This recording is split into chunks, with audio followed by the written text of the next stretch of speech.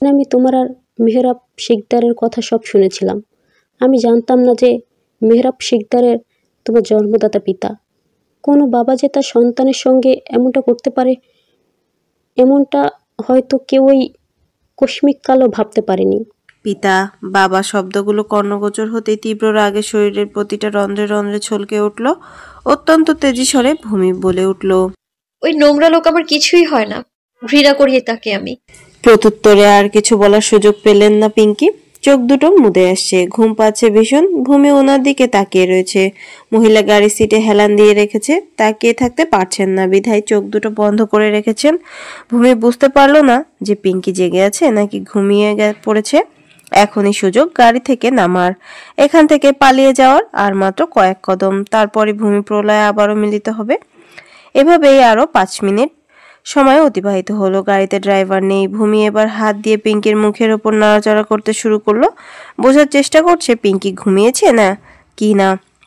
না, পিঙ্কি এখন গভীর ঘুমে আচ্ছন্ন। কাগজ দুটো হাতে শক্ত করে ধরে তাড়াহুড়ো করে গাড়ি থেকে নেমে পড়ল ভূমি। এই বুঝি সকল অপেক্ষার অবসান ঘটতে চলল। বড় বড় পা ফেলে সামনের দিকে এগোতে শুরু করলো সে। অপেক্ষারা বাদ মানছে না। অন্যদিকে মাধুরীর ঘরে বসে রয়েছেন ফিরোজা। অন্য সময় সবাই দুপুরের খাবার খেয়ে বিশ্রাম নিলেও আজ তা হলো না। মাধুরী নিজেই ডেকে এনেছেন ফিরোজাকে। একা একা ভালো লাগছিল না ওনার। পূর্ণতা পুষ্পিতা এখনো কলেজে, তাদের ফিরতে আজ কিছুটা দেরি হবে। মাধুরী আজ ফিরোজা দুজনেই বিছানার উপর বসে রয়েছে। ভূমির জন্য খুবই চিন্তা হয় ফিরোজার। মেয়েটা নিখোঁজ হবার পর থেকে এই বাড়ির ছেলে দুটো কেমন মনমরা হয়ে গিয়েছে। অনেকদিন ধরেই ভূমিকে নিয়ে অর্পণকে খুব যত্নশীল হতে দেখেছেন তিনি। মাঝে মাঝে হসপিটাল থেকে ফেরার পথে এটা সেটা নিয়ে আসতো। আগে তো পূর্ণতা পুষ্পিতার জন্যই আনতো। এরপর হঠাৎ করে অর্পণ ভূমিকেও একজন ভাইয়ের মতো ট্রিট করতে শুরু করলো। ফিরোজা বিষয়টিকে খুব ভালো করে খেয়াল করেছেন। একদিন তো সরাসরি জিজ্ঞাসা করে বসেছিল। তখন অর্পণ জবাব ছিল, তুমি তো জানোই ছোটবেলা থেকেই একটা ছোট বোনের জন্য আমি কতটা পাগল ছিলাম। তবে আল্লাহ আমার প্রার্থনা হয়তো অনেক আগেই শুনে নিয়েছিল। তাই তো ভূমিকে ভাইয়ের বউ হিসেবে এই বাড়িতে পাঠিয়েছেন। ভূমিকে আমি আমার ছোট বোনের মতোই ভালোবাসি। এই সত্যিটা কখনোই পরিবর্তন হবে না। সেদিন অর্পণের সব কথার মর্মার্থ ধরতে না পারলেও ফিরোজা এটা বুঝেছিলেন যে ওনার ছেলে একজন দায়িত্বশীল ভাইয়ের মতো ভূমির চিন্তা করে। এই ব্যাপারটায় ভীষণ খুশি তিনি। ছেলেকে নিয়ে খুবই গর্বিত তিনি। মা ছেলের মাঝে সম্পর্কটা একদমই বন্ধুত্বের মতো। আনমনে হেসে উঠলেন ফিরোজা। কিন্তু পরক্ষণেই ভূমির কথা মনে পড়তেই খারাপ লাগতে শুরু করলো। তিনি এবার মাধুরীকে বললেন, ভূমি কোথায় আছে, কেমন আছে কে জানে। ও যেখানেই আছে আল্লাহ ওকে ভালো রাখুক, তাড়াতাড়ি আমাদের মাঝে ফিরিয়ে দিক। এমনি মেয়েটা মনের অবস্থা ভালো না। সদ্য সে তার মাকে হারিয়েছে, তার ওপর পরিবার থেকে দূরে। মানসিকভাবে হয়তো বড্ড ভেঙে পড়েছে মেয়েটা। একটিবার চিন্তা করেছিস আমার ছেলেটার কি অবস্থা হয়েছে এতে? মেয়েটা গেল তো গেল, আমার ছেলের কাছ থেকে সমস্ত সুখ শান্তি নিংড়ে নিয়ে গেল। এভাবে কেন বলছো ভাবি? একবার নিজেকে ভূমির জায়গায় চিন্তা করে দেখো। ভূমিও তো তোমার মেয়ের সমতুল্য। ওকে মেয়ে হিসাবে আপন করে নিতে এত কেন বাধা বিঘ্ন? তুমি হয়তো জানো না, মেয়েটা তোমার কাছ থেকে একটু ভালোবাসে, একটু স্নেহ পাবে বলে তোমার সমস্ত অবহেলা মুখ বুজে সহ্য করে। আমি বুঝি মেয়েটার মনের অবস্থা। মা তো কি করবো বলো? ফিরোজার সমস্ত কথা চুপটি করে শুনলেন মাধুরী। টু শব্দটি পর্যন্ত করলেন না তিনি। ফিরোজা আবারও বললেন, মেয়েটাকে কি একটু ভালোবাসা যেত না ভাবি? যাকে তাকে আমি ভালোবাসতে যাব কেন? তোমাকে একটা কথা বলি ভাবি, তুমি প্রচণ্ড স্বার্থপর। আল্লাহ না করুক ভূমির জীবনের মতো যদি আমাদের পূর্ণতা পুষ্পিতার জীবনটাও হয়ে যায়। সমস্ত রাগ গিয়ে চড়াও হলো ফিরোজার উপর। মাধুরী এবার চেঁচিয়ে বলে উঠলেন, আজকেই বলেছিস এমন কথা তোর মুখে আমি দ্বিতীয়বার শুনতে চাই না। এরই মাঝে কলিং বেল বেজে উঠল। বাড়িতে এখন মাধুরী, ফিরোজা আর সাবিনাকে ছাড়া আর কেউ নেই। নিচতলায় মাধুরীর ঘর থেকে আগে বেরিয়ে এলেন ফিরোজা। ওনার পেছন পেছন মাধুরীও বেরিয়ে এলেন। এদিকে সদর দরজা খোলার উদ্যত হলো সাবিনা। সে এতক্ষণ টিভি দেখছিল, একটা কষ্টের মুভি দেখছিল। সে একটু বেশি আবেগী। একটু কষ্টের সিন দেখলে কান্নায় সব ভাসিয়ে দেয়। কলিং বেল বাজার সঙ্গে সঙ্গে টিভি বন্ধ করে দরজার দিকে এগিয়ে গেল সে। এভাবে টিভি দেখার মাঝেই কলিং বেল বাজায়। খুবই বিরক্ত সে। মুভির কাহিনীতে মাত্রই টুইস্ট শুরু হয়েছিল, সব শেষ মানে মনে হাজার খানেক বকা দিয়ে সদর দরজা খুলে ফেললো সাবিনা। একবার অর্পণ তো আরেকবার তার পাশে থাকা মানুষটার দিকে। বৈঠকখানায় উপস্থিত মাধুরী, ফিরোজা, সাবিনা অবাক ও বিস্ময়কর দৃষ্টিতে তাকিয়ে রয়েছে ভূমির দিকে। আজ 6 দিন পর ভূমিকে পাওয়া গিয়েছে। সাবিনা আর ফিরোজা খুশি হতে পারলেও মাধুরী মুখটা আগের মতোই। তিনি খুশি হয়েছেন কিনা মুখ দেখে বলা যাচ্ছে না। গম্ভীর মুখে নিয়ে দাঁড়িয়ে রয়েছেন অর্পণ। তা দেখেও না দেখার ভান করে সাবিনাকে বলল, সাবিনা, যা তো ভূমির জন্য 1 গ্লাস ঠান্ডা পানি নিয়ে আয়।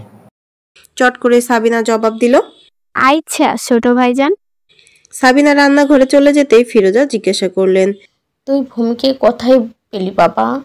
এরপর ভূমির দিকে তাকিয়ে বললেন, তুমি বরখা, হিজাব আর নিকাবটা খুলে বসো ভূমি। ভূমি কিছুই বলল না। সে তো পুরো বাড়িটা দৃষ্টি ঘুরিয়ে ঘুরিয়ে দেখছে, যেন যুগ পার হয়ে গেছে। 6 দিনকেও 6 বছরের সমতুল্য মনে হচ্ছে তার। সবটাই ঘোরের মাঝে কাটিয়ে গেল। ভূমির মৌনতা কাটছে না আজ। তবে ফিরোজার কথা অনুযায়ী বোরখা, হিজাব আর নেকাব খুলে নিয়েছে ইতোমধ্যেই। পরনে তার একটা ঢিলে ঢালা গোল জামা। এই বোরকা, হিজাব আর নেকাব কোনোটাই তার না, বরঞ্চ জামাটা পর্যন্ত রুমার। মাথায় ওড়না পেঁচিয়ে নিল ভূমি। অর্পণ তার মায়ের প্রশ্নের প্রত্যুত্তর বলল, ভূমিকে আমি গালি মরে পেয়েছি। প্রথমে চিনতে পারিনি, এরপর নিজে থেকেই পরিচয় দিয়েছি, তাই দুজনে একসঙ্গে বাড়ি ফিরেছি। ফিরোজা এগিয়ে এসে ভূমির মাথায় হাত বুলিয়ে দিয়ে বলল, এতদিন কোথায় ছিলে মা? তুমি ঠিক আছো? শরীর ভালো আছে তোমার? ভূমিকে কিছু বলতে না দিয়ে মাধুরী এবার বললেন, নির্বোধ তুমি! সভ্য বাড়ির বউ কখনো এমন কাজ করে? কোথায় পালিয়ে গিয়েছিলে তুমি? আমার ছেলেটার দিকে তাকানো যায় না। ছেলেটা আমার গুমড়ে গুমড়ে নিঃশেষ হয়ে যাচ্ছে। ভূমিকে নিজের কথা বলার সময় বা সুযোগটুকু দিচ্ছেন না মাধুরী। অর্পণ আর ফিরোজার সামনে দাঁড়িয়ে রয়েছে। অর্পণ সাবিনাকে পাঠিয়েছে রান্নাঘর থেকে যেন ভূমির জন্য পানি নিয়ে আসে। এদিকে মাধুরীর এমন ব্যবহারে বিরক্ত হচ্ছে সে। তারই সামনে তার বোনকে অহেতুক কথা শোনাচ্ছেন তিনি। এদিকে বাবার উপর ভীষণ রেগে আছে সে। পথে আসতে আসতে ভূমি তাকে সব সত্যি জানিয়েছে। অর্পণ ভেবে পায় না একটা মানুষ কি করে এতটা জঘন্য হতে পারে। শুধুমাত্র ভূমির কাছে করা ওয়াদার কারণে সে কিছুই বলতে পারছে না, আর না প্রলয়কে এসব কিছু জানাতে পারছে। এজন্যই ভেতরে ভেতরে ভূমি উপর রেগে রয়েছে। কেন যে তাকে দিয়ে ওয়াদা করালো? সাবিনা পানি নিয়ে আসতে অর্পণ তাকে পানি পান করতে দিল। অনেকক্ষণ যাবৎ তেষ্টা পেয়েছিল বিধায় ঢকঢক করে 1 গ্লাস পানি পান করলো ভূমি। মাধুরী 2 হাত আড়াআড়ি ভাঁজ করে ফিরোজার সঙ্গে দাঁড়িয়ে রয়েছে। অনেকক্ষণ আগে ভূমিকে একটা প্রশ্ন করেছিল, কিন্তু তার উত্তর এখনো পাননি তিনি। সে নিয়ে মূলত কিছুটা ক্ষেপে আছেন ভূমির ওপর। মাধুরী আবারও বললেন, তোমাকে আমি একটা প্রশ্ন করেছিলাম। ভূমিকে কিছু বলতে না দিয়ে ফিরোজা বললেন, মেয়েটাকে এখন একটু বিশ্রাম করার সুযোগ দেওয়ার প্রয়োজন। দেখে মনে হচ্ছে খুব ক্লান্ত। তোমার প্রশ্নের উত্তর পরেও দেওয়া যাবে ভাবি। অর্পণ তার মায়ের কথাতে সায় জানালো। সঙ্গে সঙ্গে বলে উঠল ভূমিকে তার ঘরে চলে যেতে। কিছু সময় বিশ্রাম নিক, তারপর না হয় সবার সামনে সব কথা বলবে। কিন্তু অর্পণের কথায় ভূমি রাজি হলো না। সে এখনই মাধুরীর সকল প্রশ্নের উত্তর দেবে, তাই সে সব কথা খুলে বলল। ফিরোজা আফসোস করতে শুরু করলেন, কারণ এই কদিন ভূমির মানসিকভাবে ভীষণই কষ্টে ছিল, যার একাংশ ধারণাও এখানে উপস্থিত কারো নেই। একে তো সদ্য তার আম্মাকে হারিয়েছে, তার উপর আবার একটা খারাপ জায়গায় আটকা পড়েছিল। ভাগ্যিস কোনো বিপদ হয়নি। আল্লাহর কাছে শুকরিয়া আদায় করলেন ফিরোজা। মাধুরী বললেন, তা অমন একটা জায়গায় তুমি পৌঁছালে কি করে? ক্ষীণ স্বরে ভূমি জবাব দিল, আমি নিজেও জানি না মা, আমি কি করে অমন একটা জায়গায় পৌঁছালাম। মেহরাব শিকদারের কথাটা পুরোপুরিভাবে এড়িয়ে গেল ভূমি। সে এখন চাইছে না মেহরাব শিকদারের কথাটা অর্পণ ব্যতীত অন্য কেউ জানুক। ওই লোককে তো সে নিজের হাতে শাস্তি দেবে, এমন মৃত্যু দেবে যেন ওই লোক নিজের মৃত্যুর যন্ত্রণা কামনা করেন। যতটা কষ্ট আর যন্ত্রণা তার আম্মাকে পেতে হয়েছে, ততটাই সে সুদে আসলে ফেরত দেবে। মনে মনে সে নিজের কাছে প্রতিজ্ঞাবদ্ধ হয়েছে। অর্পণ জানিয়েছে ভূমির প্রত্যেকটা পদক্ষেপ সে তাকে সাহায্য করবে। এবার ভূমি কিছুটা মনোবল পেয়েছে।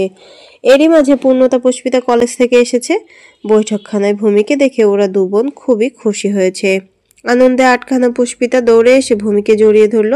এই কদিন ওরাও তাদের ভাবিমণিকে ভীষণ মিস করেছে। ভূমিকে ফিরে পেয়ে খুবই ভালো লাগছে তাদের। ভূমির হাত ধরে পুষ্পিতা বলল, তুমি এতদিন কোথায় ছিলে ভাবিমণি? তুমি জানো আমরা তোমাকে কত মিস করেছি। আদরের রায় বাঘিনী ননদিনীদের ভালোবাসে সিক্ত ভূমি। ক্ষীণ হেসে ভূমি কিছু বলতেই নেবে তার আগে অর্পণ বলে উঠল, অনেক কথা হয়েছে, ভূমি এখন বিশ্রাম নেবে। তোরা গিয়ে ফ্রেশ হয়ে কিছু খেয়ে নে, পরে যত পারিস ভাবি মনিকির সঙ্গে কথা বলে নিস। অর্পণের কথায় ওরা মেনে নিল। নিজেদের ব্যাগ কাঁধে নিয়ে নিজেদের ঘরে চলে গেল। এদিকে অর্পণ তার মাকে ইশারা করতেই ভূমিকে নিয়ে সিঁড়ির দিকে অগ্রসর হলেন ফিরোজা। এখানে থাকলে আরো বহু প্রশ্নের সম্মুখীন হতে হবে ভূমিকে, যেটা অর্পণ এই মুহূর্তে কিছুতেই চাইছে না। এদিকে ওদের এমন ব্যবহারে বেজায় বিরক্ত মাধুরী। বড় বড় পা ফেলে নিজের ঘরের দিকে চলে গেলেন তিনি। আনমনেই তাচ্ছিল্য করে হাসলেন অর্পণ। মাধুরী যে শুধুমাত্র প্রলয়ের জন্যই সবকিছু মুখ বুজে সহ্য করে নিচ্ছেন তা সে বেশ ভালোই বুঝতে পারছে। সত্যিটা তো একদিন সবার সামনে আসবেই। সেদিন হয়তো ভূমি সকল অবহেলা থেকে মুক্তি পাবে, মাধুরীও হয়তো তাকে কাছে টেনে নেবে। অর্পণ খুব করে চায় তার বোন মাধুরীর থেকে মায়ের মতো ভালোবাসা পাক। আদতে কি সেই দিনটা কোনোদিন আসবে? রাতে প্রলয় সেই দুপুরে যে বেরিয়েছিল, তারপর রাত করে বাড়ি ফিরেছে সে। আজ ব্যস্ত থাকায় কারো ফোন তোলেনি সে। বিকেল অবশ্য অর্পণ আর মাধুরী কয়েকবার কল করেছিল। প্রলয় খুব একটা গুরুত্ব দেয়নি, কারণ এমন কল তো প্রতিদিনই আসে। এমন সময় রাত 9:30, ক্লান্ত শরীর নিয়ে বাড়ি ফিরছে প্রলয়। আজকাল বাড়ি ফিরতে ইচ্ছে করে না তার। শূন্য ঘরটায় শুধুই হাহাকার, কোথাও শান্তি মেলে না। প্রলয় নিজেকে সামলে নেওয়ার চেষ্টা করছে, কিন্তু প্রতিনিয়ত তার ফলাফল শূন্য। নিজের ঘরে যাওয়ার পূর্বে প্রলয় একটিবার পূর্ণতা পুষ্পিতার ঘরের দিকে গেল। ওদের দুজনের জন্য চকলেট কিনে এনেছিল। চকলেট দিয়েই প্রলয় নিজের ঘরে চলে এলো। তখন খেয়াল করলো পূর্ণতা পুষ্পিতা মুচকি মুচকি হাসছিল। ব্যাপারটা বুঝতে পারলো না প্রলয়। তার উপর আরেক আজব ঘটনা ঘটলো, তা হচ্ছে তার ঘর আঁধারিয়ায় আচ্ছন্ন। বারান্দা থেকে আবছা আলো ঘরে প্রবেশ করছে ঠিকই, বাহিরের ল্যাম্পপোস্ট থেকে মূলত হরিভদ্র আলো দেখা মিলেছে। প্রলয় অনুভব করছে সে ছাড়াও ঘরের ভেতর কারো অস্তিত্ব রয়েছে। চট করে ঘরের লাইট জ্বালিয়ে দিল। আকস্মাৎ ভূমিকে দেখে অবাকের শীর্ষে পৌঁছালো প্রলয়। একই স্থানে পাথরের ন্যায় দাঁড়িয়ে রইল সে। চোখ থেকে চশমা একবার খুলে পরিষ্কার করে আবারও চোখে পড়ে নিল। সে ভাবছে হয়তো সবটাই তার চোখের ভুল, কারণ এই কদিনে ভূমিকে বহুবার সে কল্পনা করেছে, তবে বারবারই সে মিথ্যে ছিল।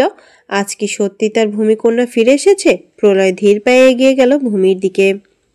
একটিবার ছুঁয়ে দেখলো ভূমিকে। না, আজ সে ভুল না, সত্যি সত্যি তার ভূমিকন্যা ফিরেছে। ভূমি সারা মুখে আদুরে ছোঁয়ায় ভরিয়ে দিল প্রলয়। অতি খুশিতে কান্না পাচ্ছে তার। ভূমির হাতে পিঠে বারবার চুমু খেয়ে জিজ্ঞাসা করলো, কোথায় ছিলে তুমি? তোমাকে ছাড়া আমি একটু ভালো ছিলাম না ভূমিকন্যা।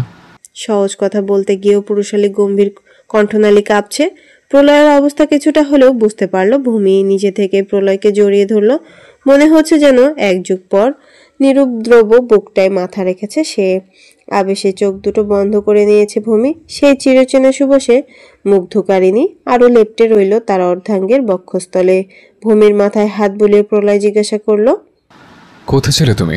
তুমি জানো তোমাকে আমি কত খুঁজেছি, তবু শেষ পর্যন্ত হাল ছাড়িনি। এবার ভূমি বিগত 6 দিনের ঘটে যাওয়ার সব ঘটনাই বলতে শুরু করলো ভূমি। তার পাশে বসে নীরবে সব কথা শুনতে লাগলো প্রলয়। ভূমি বলল, সেদিন যখন আমার জ্ঞান ফেরে তখন আমি নিজেকে একটা সংকীর্ণ জানালাবিহীন কামরায় আবিষ্কার করি। আমার সামনে দুটো মেয়ে বসেছিল। তাদের ভাষ্যমতে তারা নাকি আমাকে রাস্তা অচৈতন্য অবস্থায় পেয়েছিল। কিন্তু আমার স্পষ্ট মনে আছে আমি আম্মার কবরটা দূর থেকেই দেখতে গিয়েছিলাম। আপনি তখন বাড়ি ছিলেন না, তাই আপনাকে জানানোও হয়নি। তো হঠাৎ করেই তখন আমার শরীর খারাপ লাগতে শুরু করে।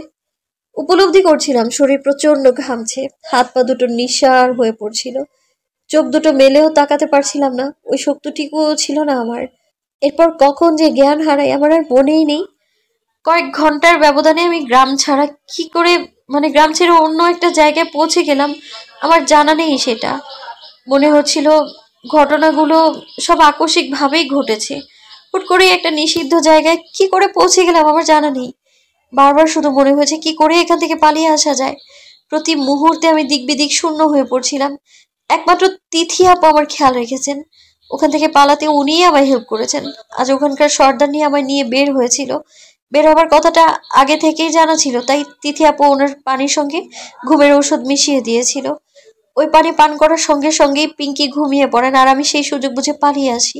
এতগুলো কথা বলে একটু থামলো ভূমি। পরবর্তী আরো কথা বলতে নেবে তার আগে প্রলয় তাকে থামিয়ে দিল। তার আর কিছুই শোনার নেই। তার ভূমিকন্যাকে ফিরে পেয়েছে, সেটাই অনেক, আর কিছুই চায় না তার। অন্যদিকে এশার নামাজের পরপরই গণিকালয়ে ফিরে এসেছে পিঙ্কি। অনেক খুঁজেও আশেপাশে কোথাও ভূমিকে পাননি তিনি।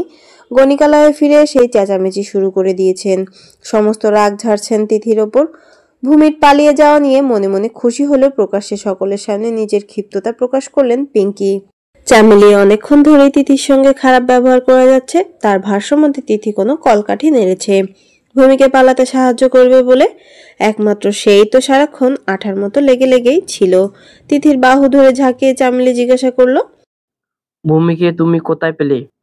এক কথা বারবার বলতে আমি স্বস্ববোধ করছি না। আমি ওকে কোথাও পাঠাইনি। ওই মেয়ে যে পালাতে পারে সেটাই তো আমার বিশ্বাস হচ্ছে না।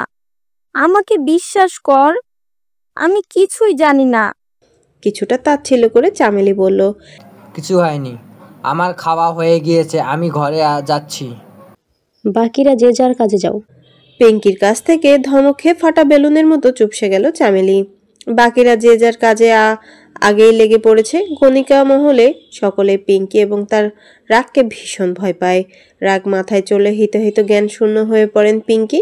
সেই রাগ গিয়ে ঝরে পড়ে গণিকা মহলের সকল মেয়েদের উপর। চামেলি রান্নাঘরে চলে গেল। পিঙ্কিকে এক কাপ কড়া করে দুধ চা বানিয়ে খাওয়াবে। আপাতত বৈঠকখানায় পিঙ্কি আর তিথি ছাড়া আর কেউই নেই। সুযোগ বুঝে পিঙ্কি জিজ্ঞাসা করলো, পানিতে তুই ঘুমের ওষুধ মিশিয়েছিলি? ঘাবড়ে গেল তিথি, কি উত্তর দেবে ভেবে পেল না। না জানে পিঙ্কি এখন কি করবে। ভয়ে আটসাট অবস্থা তার। আমতা আমতা করতে শুরু করলো। তার অবস্থা বুঝতে পেরে পিঙ্কি বললেন, আমার জন্য এক গ্লাস পানি দে। দেখিস এখন আবার ঘুমের ওষুধ মিশিয়ে দিস না। সারা বিকাল ধরে ঘুমিয়েছিলাম। পিঙ্কির কাছ থেকে এমন নমনীয় ব্যবহার কোশমিনকালেও আশা করেনি তিথি। কিছুটা ভরকে গেল বইকি। পিঙ্কি সত্যিটা জেনেও কিছুই বললেন না দেখে ভীষণই অবাক হয়েছে সে। তিথি তাড়াহুড়ো করে জগ থেকে পানি গ্লাসে ঢেলে পিঙ্কিকে দিয়ে দিল। ভূমি ঠিকঠাকভাবে তার ঠিকানায় পৌঁছেছে কিনা জানা নেই তার, আর না কখনোই জানতে পারবে। তবে ভূমির যে এই নরক থেকে মুক্তি মিলেছে এটাই বা কম কিসের, এতেই সে খুশি। তিথিকে এভাবে মৌনতা পালন করতে দেখে পিঙ্কি বলে উঠলেন, যাকে নিয়ে এত চিন্তা করিস সে তোর নিজের ঠিকানায় পৌঁছে গেছে।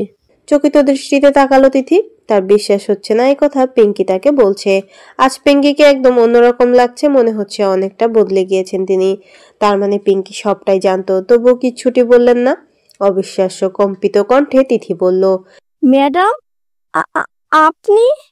নিষ্ঠোটে তর্জনী ছুঁয়ে পিঙ্কি বলল, হুশ, এই কথাটা শুধুমাত্র আমাদের দুজনের মাঝেই থাক। ফ্যাল করে চেয়ে থাকা আখি পল্লব দ্রুত ঝাপটালো তিথি, যার অর্থ এই কথা তৃতীয় কোনো ব্যক্তি কখনো জানবে না। পানির গ্লাসটা নিয়ে নিজের ঘরের দিকে চলে গেলেন পিঙ্কি। আর এদিকে আড়াল থেকে ওদের সব কথাই শুনেছে চামেলি। শুনেও খুব একটা লাভ হবে না তার। এখানে সর্দারনি হচ্ছে পিঙ্কি। তিনি যা ভালো মনে করেন সেটাই করেন। তার উপর দিয়ে কেউ আদতে যেতে পারবে না বলে মনে হয় না। আর বাকি রইল তিথি, তাকে তো সে একাই সামলে নিতে পারবে। বাঁকা হেসে রান্নাঘরে চলল তদারকি করতে। রাত 10:30। খাবার টেবিলে সবাই একসঙ্গে খেতে বসেছে। ফিরোজা আর মাধুরী এখনো খেতে বসেনি, ওনারা পরে খেতে বসবেন। সবাইকে খাবার বেড়ে দিচ্ছেন ওনারা। আজ রান্নার কাজ শেষ হয়েছে রাত 8:30টার দিকে। দুটো খাবার ভূমির খুবই পছন্দের, সেগুলোই আজ ফিরোজা নিজের হাতে রান্না করেছেন।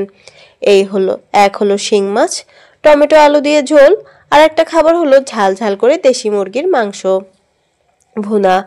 ভূমির থেকে শুনেছিলেন এই খাবারগুলো নাকি মহুয়া খুবই যত্ন সহকারে রান্না করতেন মেয়ের জন্য। ভূমির মায়ের মতো রান্না করতে পেরেছে কিনা জানা নেই, তবে তিনি চেষ্টা করেছেন ভূমির পছন্দকে প্রাধান্য দেওয়ার, ওর মায়ের মতো করে ওর খেয়াল রাখার।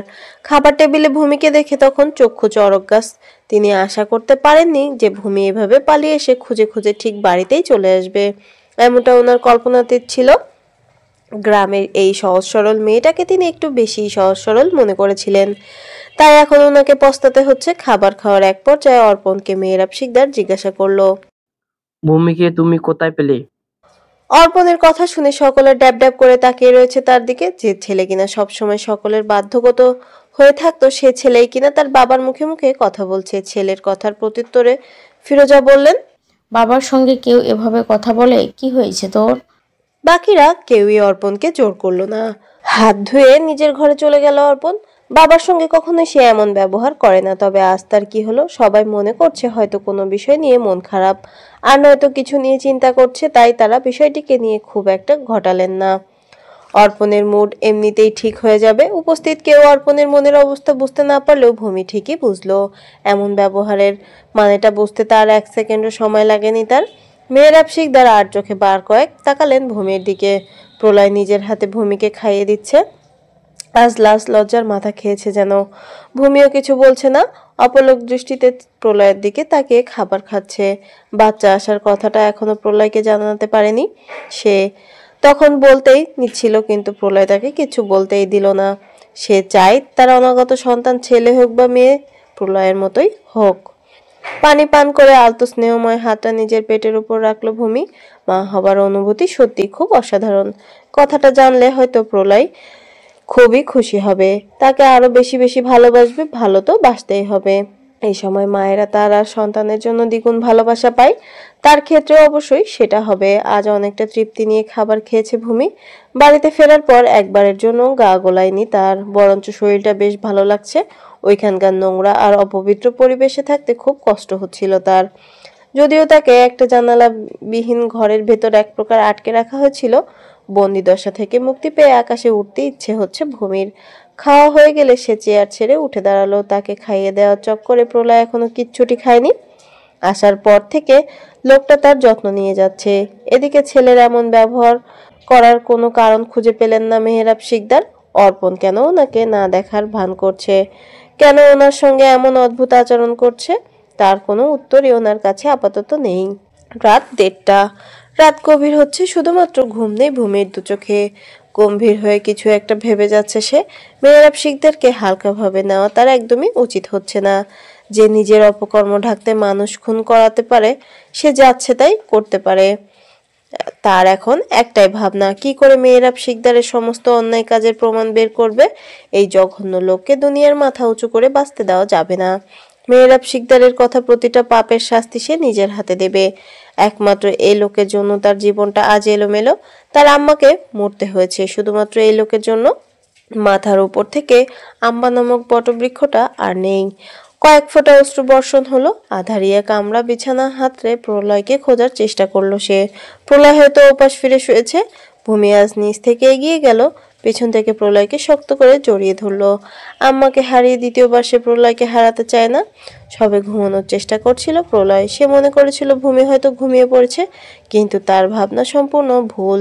তার ভূমিকন্যা তো দিব্যি জেগে রয়েছে। ঘুমো ঘুমো ভারী কণ্ঠে প্রলয় বলল, হঠাৎ করে বরকে এত ভালোবাসা হচ্ছে, কি ব্যাপার?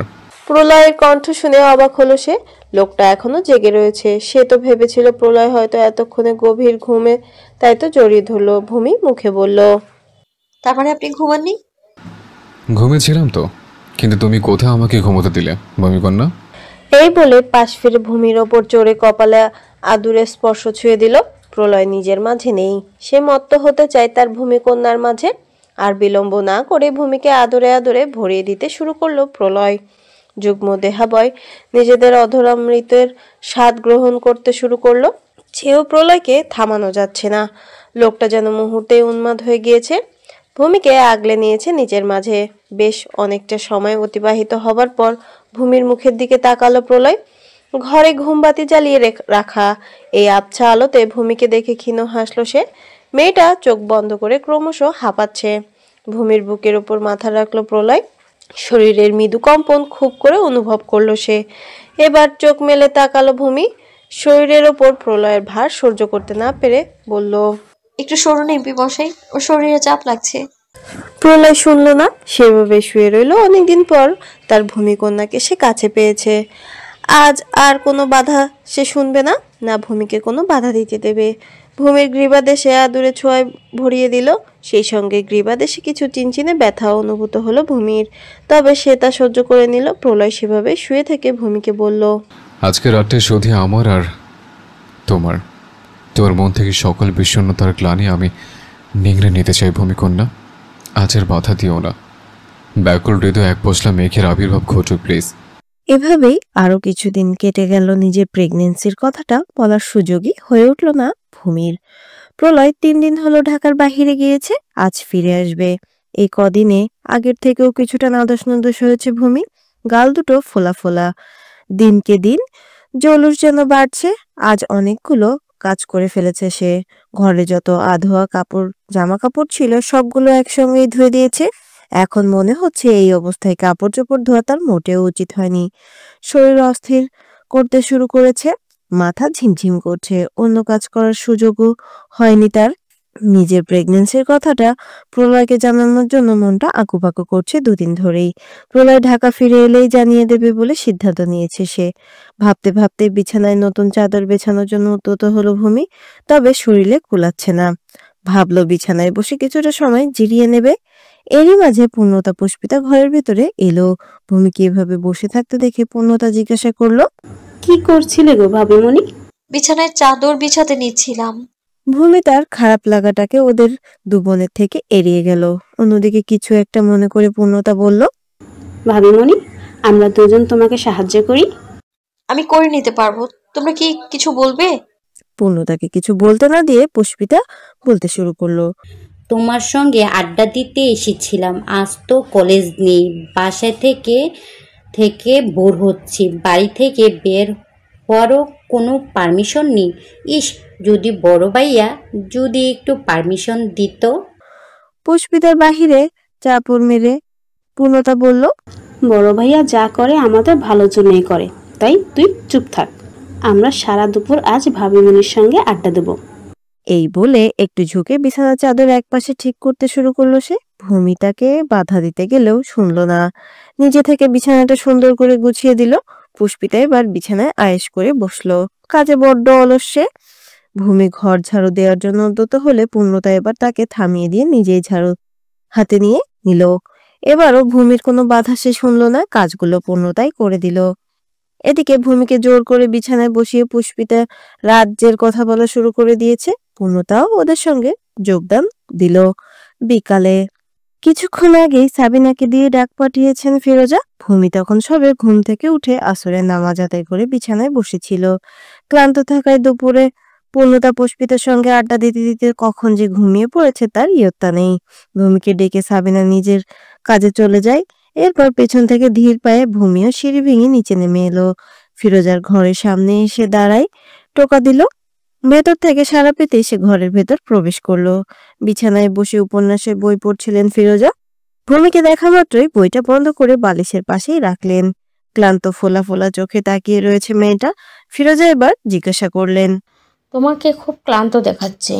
তেমন কিছুই না চাচিমা, অনেকগুলো কাপড় ধুয়ে ফেলেছি তো আজ। এত কাজ করতে কে বলেছে? বেশি বড় হয়ে গিয়েছো। সাবিনাকে তো বলতে পারতে, অথবা আমাকেও বলতে পারতে। তেমন বেশি জামা কাপড় ছিল না চাচিমা। আচ্ছা তুমি বসো, আমার তোমাকে একটা জিনিস দেওয়ার আছে। বিছানায় বসে ভূমি জিজ্ঞাসা করলো, কি? ফিরোজা ওনার আলমারি থেকে একটা বক্স বের করে ভূমির সামনে নিয়ে এলেন। এরপর ভূমির কাছে এসে বসলেন তিনি। তোমার আমার সম্পর্কে একটা নতুন নাম দিতে চাই আমি। নতুন নাম? নতুন নাম। বক্স থেকে একটা চিকন চেন বের করে ভূমির গলায় পরিয়ে দিলেন ফিরোজা। মেয়েটাকে তিনি নিজের মেয়ের মতনই স্নেহ করেন। প্রতিটা মুহূর্তে মেয়েটাকে অবহেলা পেতে দেখেছেন তিনি। খারাপ ওনারও লাগে। এত কিছুর মাঝেও মাধুরী আর নিজের বদলানো না, তাই তিনি ঠিক করছেন নিজেদের সম্পর্কে একটা নতুন নাম দেবে। ভূমির মাথায় হাত বুলিয়ে বললেন, তুমি এখন থেকে আমাকে মামনি বলে ডাকবে। তোমার যত সব বায়না আছে নির্দ্বিধায় আমাকে জানাবে। তোমার আম্মা নেই তো কি হয়েছে, তোমার মামনি তো আছেন, সেই তোমার বায়না পূরণ করবে। ফিরোজার কথায় ভূমি ভীষণই আবেগী হয়ে উঠল। আখি জোড়া ছলছল করছে। ফিরোজার কাছাকাছি এলে একটা সুন্দর মামা গন্ধ পায় সে। মনে হয় যেন তার আম্মা তারই সামনে আছে। কম্পিত কণ্ঠে ভূমি বলল, মামনি। কথাটা মুখ থেকে বের হবার সঙ্গে সঙ্গে চোখ থেকে গড়িয়ে পড়লো কয়েক ফোঁটা অশ্রুকণা। বাচ্চাদের মতো গলা ছেড়ে কাটতে ইচ্ছে করছে তার। ফিরোজা বুঝতে পারলেন ভূমির অবস্থা। তিনি ভূমিকে আলতো হাতে জড়িয়ে ধরলেন, আদুরে কণ্ঠে বললেন, বোকা মেয়ে, এভাবে কান্না করতে আছে? আজ থেকে মামনির সামনে কান্না করা বারণ। তোমার আমাকে খারাপ মেয়ে মনে হয় না মামনি? আমি তো যা। ফিরোজা সেই কথাটাকে পুরোপুরি ভাবে বলতে দিলেন না তিনি। তার আগে ভূমিকে থামিয়ে তিনি বললেন, মেয়েদের কাছে সন্তান কখনো খারাপ হয়, তাই নিজেকে কখনো ছোট মনে করবে না। তুমি আজ থেকে আমার মেয়ে, আমি সব সময় তোমার পাশে আছি। তুমি খুব ভালো মামুনি।